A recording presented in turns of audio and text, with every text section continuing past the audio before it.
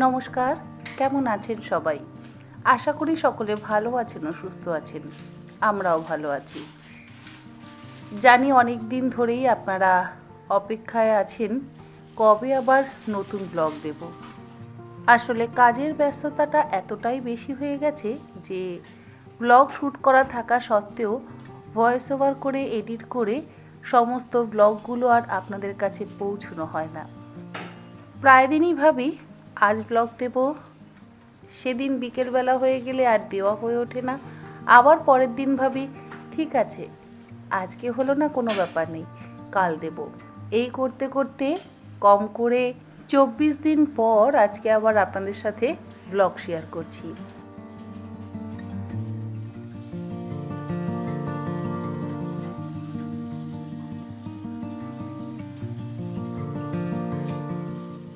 রোজকার মতন আজও সকাল সকাল উঠে পড়েছি, তবে আজকে একটু দেরি হয়ে গেছে।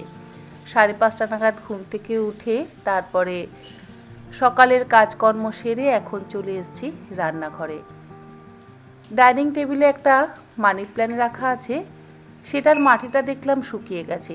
গতকাল জল দিতে ভুলে গেছিলাম, তাই সবার আগে সেই মানি প্ল্যান্টগুলোতে জল দিয়ে দিচ্ছি। ডাইনিং টেবিলে যে জলের বোতলটা থাকে সেটাও দেখলাম খালি, তাই সেটাতেও জল ভরে নিচ্ছি। আর জল ভরার আগে একবার ভালো করে ধুয়ে নিয়ে তারপরে জল ভরে আবার মুছে তারপরে টেবিলে রাখি, কারণ কাচের বোতলের গায়ে যদি জল লেগে থাকে হয়তো হাতে সেই জলটা লেগে বোতলটা স্লিপ করে পড়েও যেতে পারে। এই সব ছোটোখাটো টুকটাক সাবধানতা অবলম্বন করেই কিন্তু আমাদের সব সময় কাজ করা উচিত। যাই হোক, বোতলে জলটা ভরা হয়ে গেছে, এবারে টেবিলে রেখে দেব। আর 4টে ঘরে 4টে জলের বোতল থাকে, সেই জলের বোতলগুলোও এক এক করে ভরে নেব।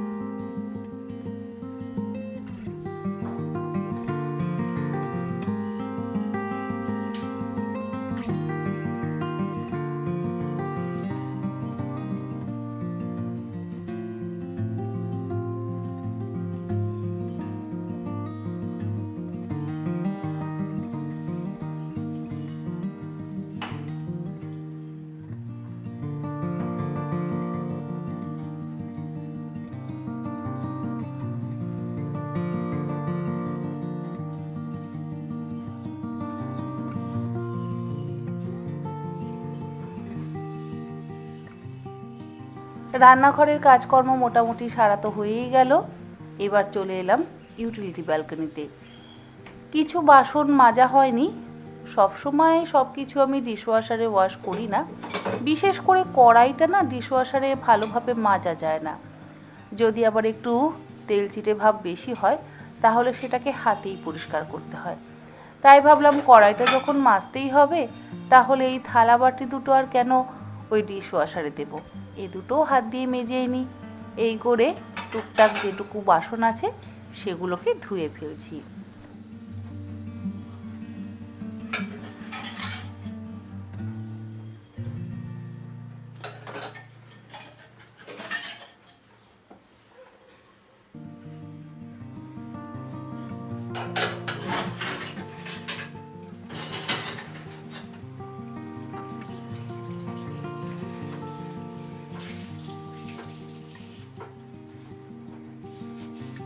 বাসন মাজা হয়ে যাওয়ার পর বাসনগুলোকে তো উপর করে দিলাম। কিছুক্ষণ পর অবশ্য এগুলোকে আবার এসে তুলে রাখবো, তা না হলে আবার ধুলো পড়ে যেতে পারে।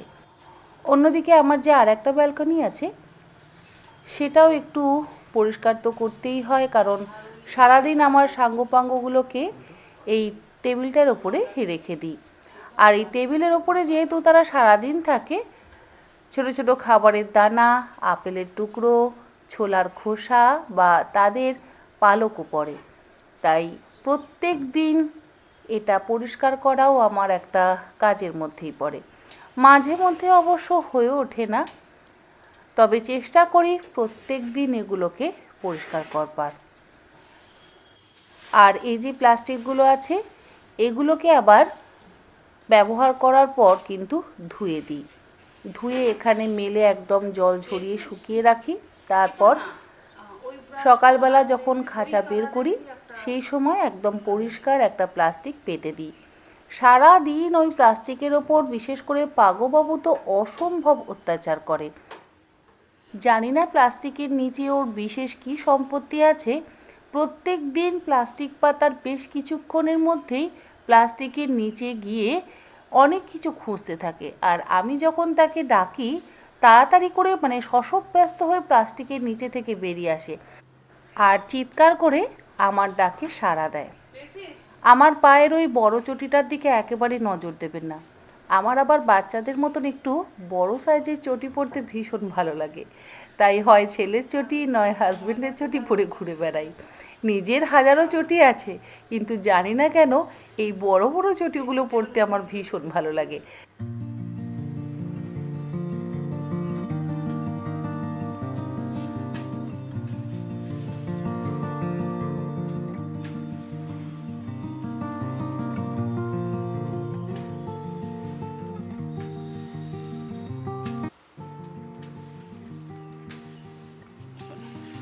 শোনো শোনো শোনো শোনো শোনো তুমি যাও তুমি যাও বেশি দুধ করলে কি করবো কি করবো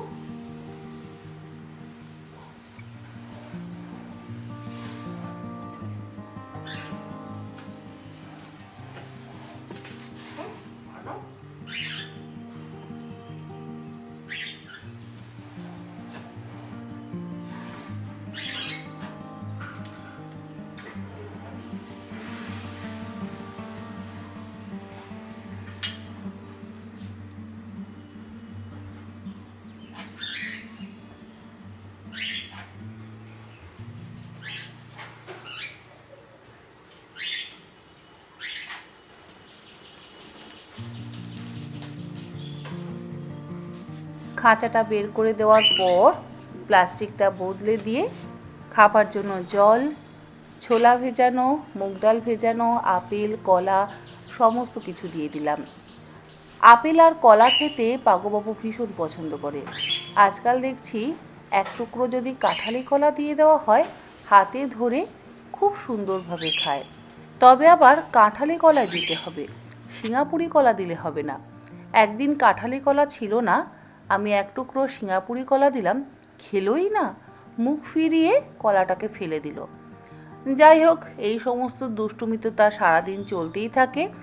বাসন মাজার আগে ওয়াশিং মেশিনটা চালিয়ে দিয়েছিলাম যাতে বাসন মাজতে মাজতে আমার জামা কাপড়গুলো ধোয়া হয়ে যায়। জামা কাপড়গুলো ধোয়া হয়ে গেছে, সেগুলোকে মেলে দিচ্ছি। মোটামুটি সকালবেলা এই সমস্ত কাজকর্ম যদি সেরে নেওয়া যায় তাহলে আবার বেলার দিক থেকে আমি আমার নিজের কাজকর্ম করতে পারি। নিজের কাজকর্ম বলতে কাজ করতে করতে যে সমস্ত জায়গাগুলো মাঝে মধ্যে অগোছালো হয়ে যায় সেগুলোকেও পরিষ্কার করতে হয়। আবার শুটিংয়ের কাজ তো থাকেই, আর তার সাথে ভিডিও এডিটিংয়ের কাজটাও থাকে। সময় পেলে সেগুলো সেরে ফেলি।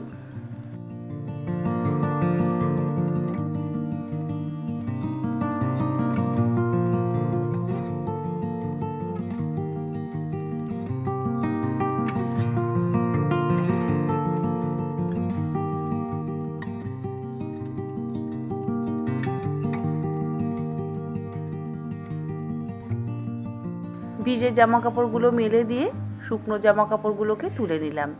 আর শুকনো জামা কাপড়গুলো অবশ্য এখনই ভাঁজ করে একদম জায়গা মতো রেখে দেব, যাতে আর পরে এই কাজটা আমাকে করতে না হয়। সারাদিনের কাজকর্মের মাঝে আমাদের নিজেদের খেয়ালটাও কিন্তু রাখা উচিত। প্রত্যেক দিন 3.5 থেকে 4 লিটার জল আমাদের প্রত্যেকের খাওয়া উচিত। আমাদের ছোটবেলায় মনে পড়ে যখন স্কুল থেকে ফিরতাম তখন মা 1 গ্লাস হয় গুড়ের শরবত, তা না হলে মিশ্রির শরবত, আবার তা না হলে বাতাসার শরবত দিত।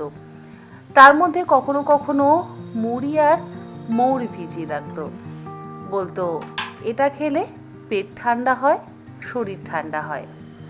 আজকাল তো আমরা অনেক রকম জল খাই। আজ যেমন আমি বানাচ্ছি ডিটক্স ওয়াটার। একটা জগের মধ্যে দিয়ে দিলাম 10-12টা পুদিনা পাতা। এর মধ্যে দেবো একটু পাতিলেবুর টুকরো আর দেব কয়েকটা খোসা সমেত শসার টুকরো। তারপরে এর মধ্যে 2 লিটার জল দিয়ে ভিজিয়ে রাখবো। 30 মিনিট পর অল্প অল্প করে এই জলটা আমি সারাদিন মোটামুটি খেতে থাকি। আবার ফুরিয়ে গেলে আবার বানিয়ে নিই।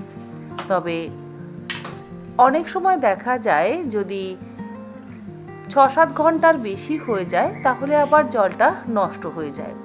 ফ্রিজে রেখেও অবশ্যই খাওয়া যায়, তবে আমার মনে হয় ফ্রিজের ঠান্ডা জল না খাওয়াই ভালো।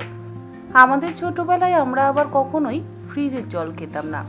ফ্রিজ অবশ্য বাড়িতে ছিলই না, কুজো বা জ্বালার জল খেতাম। মা বলতো ফ্রিজের জল একেবারে খেতে নেই, ফ্রিজের জল খেলে নাকি ঠান্ডা লেগে যায়। আজকাল তো আমরা সমস্ত খাবার দাবার খাই, আর হয়তো তার জন্যই আমাদের শরীরে নানান রকম রোগ ভোগেরও সৃষ্টি হয়। যাই হোক, আমার ডিটক্স ওয়াটার বানানো হয়ে গেছে। এটাকে এবার ডাইনিং টেবিলে রেখে দেব। তারপর যখন আমার জল তেষ্টা পাবে তখন অল্প অল্প করে জল খাবো।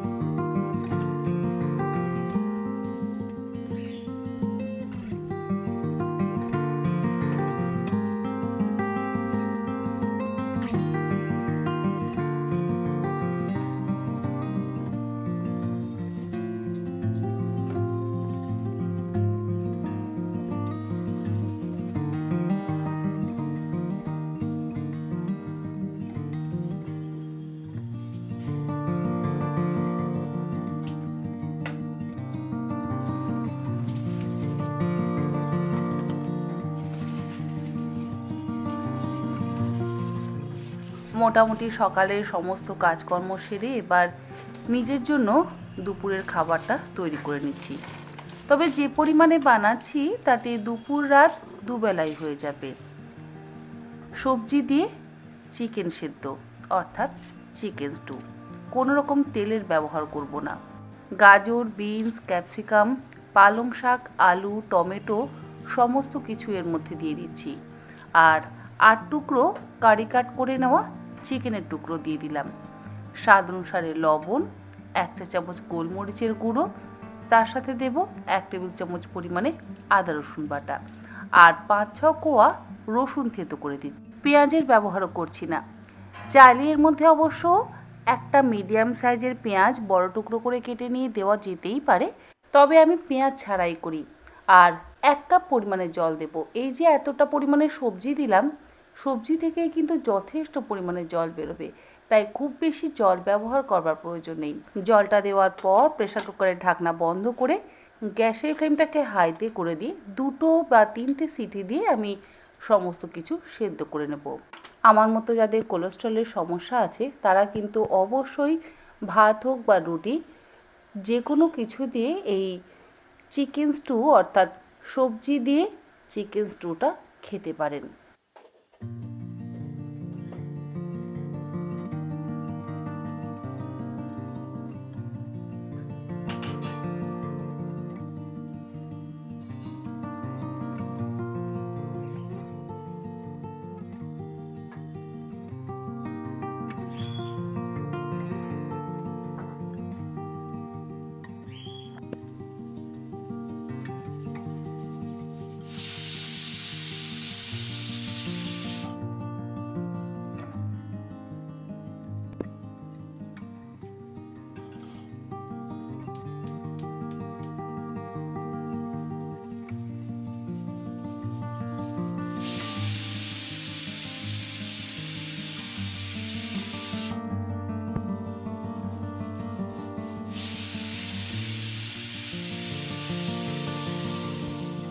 চিকেন স্টুটা বসিয়ে দেওয়ার পর ভাতটাও বসিয়ে দিয়েছি। আর চাল ধোয়া যে জলটা আছে সেটা গাছে ব্যবহার করব। আমার মাকে দেখতাম চাল ধোয়া ডাল ধোয়া জল একটা আলাদা পাত্রের মধ্যে রেখে দিত, আর সবজির যে খোসাগুলো হতো সেগুলোকে আবার সেই জলের মধ্যে ডুবিয়ে রাখত। তার মধ্যে সর্ষের খোলও দিয়ে দিত, আবার এক এক সময় গোবরও দিত। সমস্ত কিছু একসাথে পচিয়ে তারপর সেগুলো মা আবার গাছের গোড়ায় ব্যবহার করত। অসম্ভব ভালো ফুল হতো। আজকের মতন সকালের কাজকর্মটা মোটামুটি সারা হলো। রান্নাও তো হয়ে গেছে, অন্যদিকে স্নান পুজো সেরে এবার নিজের খাওয়ার ব্যবস্থা করছি। 1 বাটি নিয়ে নিচ্ছি চিকেন স্টু, তার সাথে পর্যাপ্ত পরিমাণে সবজি, ছোট 1 বাটি ভাত অর্থাৎ 90 গ্রাম ভাত আর কয়েক টুকরো শসা। এই হচ্ছে আমার আজকের দুপুরের খাবার।